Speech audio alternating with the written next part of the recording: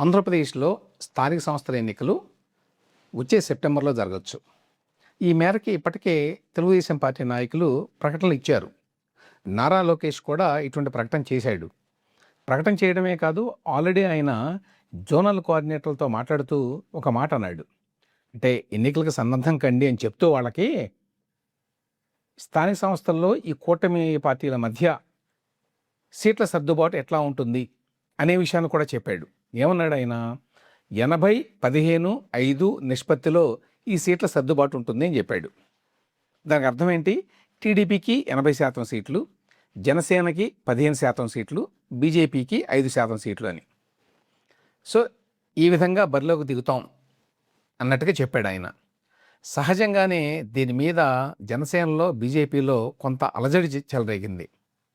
వెంటనే ఇవాళ జనసేన పార్టీ నాయకుడు నాదెళ్ల మనోహర్ గారు ఒక ప్రెస్ మీట్లో దీని గురించి చాలా విపులంగా మాట్లాడాడు. ప్రధానంగా ఆయన చెప్పేది ఏమిటంటే 2024 ఎన్నికల్లో ఏదైతే ఫార్ములా ఉందో ఆ ఫార్ములా రాబోయే స్థానిక సంస్థల ఎన్నికలకు వర్తించదు అని. అంటే అర్థం ఏంటి? 2024 ఎన్నికల్లో మేము తక్కువ సీట్లకు ఒప్పుకున్నాం, ఇప్పుడు ఒప్పుకోము అని. దానికి చాలా వివరణ ఇచ్చాడు ఆయన. ఒకసారి ఆయన ఏమన్నాడో వినండి. కాబట్టి అప్పుడు వర్తించిన ఫార్ములా ఈ రోజు కూడా వర్తిస్తుందనే వార్త ఈరోజు వచ్చింది. అది కరెక్ట్ కాదు. మననే మాకు ఎన్డీఏ సమన్వయం చేసుకుంటూ మీటింగ్ చేసుకున్నాం. సో రాబోయే రోజుల్లో మన బలబలాలని బట్టి, మన నాయకత్వాన్ని బట్టి, ఏ మున్సిపాలిటీలో, ఏ జిల్లాలో ఎక్కడ మనకి నాయకత్వం బాగా ఉందో వివిధ పార్టీని సమన్వయపరుచుకుంటూ Telugu Desam party, Janasena party, Bharatiya Janata party మూడు కూడా ఒక బాధ్యతతోటి క్షేత్రస్థాయిలో నిలబడిన నాయకత్వాన్ని గౌరవించుకుంటూ వాళ్ళకి అవకాశాలు కల్పించుకుంటూ తీసుకెళ్లాల్సిన అవసరం ఖచ్చితంగా ఉంటుంది.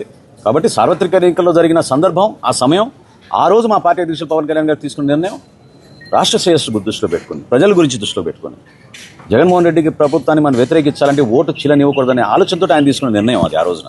సో అప్పటి పరిస్థితుల కారణంగా పవన్ కళ్యాణ్ గారు ఒక అడుగు వెనక్కేసి కూటమి గెలుపు ప్రధానం అని చెప్పి అనుకొని గట్టిగా సీట్లను అడగలేదు. ఇప్పుడు కూడా అట్లాగే ఉంటుంది అని చెప్పి అనుకోవడం పొరపాటు అని కూడా అన్నాడు నాదెళ్ల మనోహర్ గారు. అంటే ఈ విషయంలో కొంచెం పట్టుదలతోనే జనసేన పార్టీ ఉంది, ఇదే ఉద్దేశంతో బీజేపీ కూడా ఉంటుంది అని చెప్పి అనుకోవచ్చు. వాళ్ళ లెక్కల్లో ఇది చాలా తక్కువ, 15%, 5%. యాక్చువల్గా 2024 ఎన్నికల తర్వాత ఇంతకంటే బెటర్గా ఉంటుందని చెప్పి అప్పట్లో ప్రకటనలు కూడా చేశారు. అప్పుడు 80-15-5 అని అనలేదు, ఇంకా ఎక్కువ శాతమే ఇస్తామన్నారు. అయితే జనసేన, బీజేపీ వాళ్ళ కంప్లైంట్ ఏంటంటే ఆ మేరకి ఈ నామినేటెడ్ పోస్టుల వ్యవహారంలో న్యాయం జరగలేదు జనసేనకి, బీజేపీకి అని. అయితే ఈసారి జరగబోయేటువంటి స్థానిక సంస్థల ఎన్నికల్లో మాత్రం ఎట్టి పరిస్థితుల్లో మా పౌండ్ ఆఫ్ ఫ్లెష్ మాకు కావాలి, అంటే మా వాటా మాకు కావాలి అనేటువంటి ఆలోచనతో ఉన్నారు. మరి ఈ విషయాలేమీ మాట్లాడకుండానే నారా లోకేష్ ఈ ప్రకటన చేశాడా? ఇవాళ ఆంధ్రజ్యోతిలో పెద్ద వార్త వచ్చింది. ఇది అంత క్లియర్గా 80-15-5 అని చెప్పి నారా లోకేష్ చెప్పాడు అని చెప్పి వచ్చింది కాబట్టే వీళ్ళు రియాక్ట్ అయ్యారు. అంటే అంతకుముందు మరి ఎన్డీఏలో వీళ్ళు మాట్లాడుకోలేదా, అవగాహన లేదా, లేకుండానే ఈ ప్రకటన చేశాడా లోకేష్ అనే విషయం తెలియదు. ఏదేమైనప్పటికీ సెప్టెంబర్లో జరగబోయేటువంటి స్థానిక సంస్థల ఎన్నికల్లో సీట్ల సర్దుబాటుకు సంబంధించి ముందు సీరియస్ డిస్కషన్స్ ఉంటాయి. ఖచ్చితంగా జనసేన పార్టీ, బీజేపీ పార్టీ వీళ్ళు చెప్పినటువంటి 15-5% కాదు, ఇంకా ఎక్కువ కావాలని చెప్పి అడుగుతారు. సో చివరికి ఏ విధంగా అడ్జస్ట్మెంట్ జరుగుతుందనేది చూడాలి ఒకటి.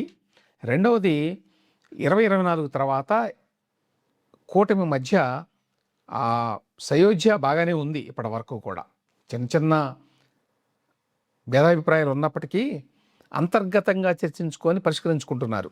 బయట పడలా, అట్లీస్ట్ పైన నాయకత్వంలో.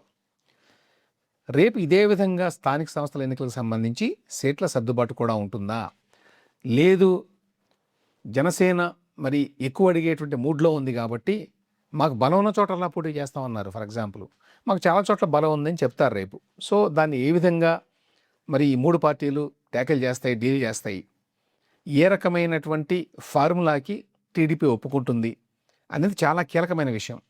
ఎందుకంటే రేపు స్థానిక సంస్థల ఎన్నికల్లో ఒక ఫార్ములా పైన ఏకాభిప్రాయం వస్తేనే ఈ మూడు పార్టీల మధ్య 2029 ఎన్నికల్లో కూడా దాదాపుగా అదే ఫార్ములా ప్రాతిపదికన ఎన్నికలకి వెళ్ళేటువంటి అవకాశం ఉంటుంది. కాబట్టి అప్పుడు మళ్ళీ కొత్తగా తగాదాలు రాకుండా ఉండటానికి ఇది తోడ్పడుతుంది. ఇప్పుడు గనక ఒక అవగాహన కుదుర్చుకోగలిగితే ఈ 3 పార్టీలు, సో ఏ విధంగా ఈ సెప్టెంబర్లో జరగబోయేటువంటి స్థానిక సంస్థల ఎన్నికలకు సంబంధించి సీట్ల సర్దుబాటు ఈ 3 పార్టీల మధ్య ఉండబోతోంది అనేది చాలా కీలకమైన విషయం.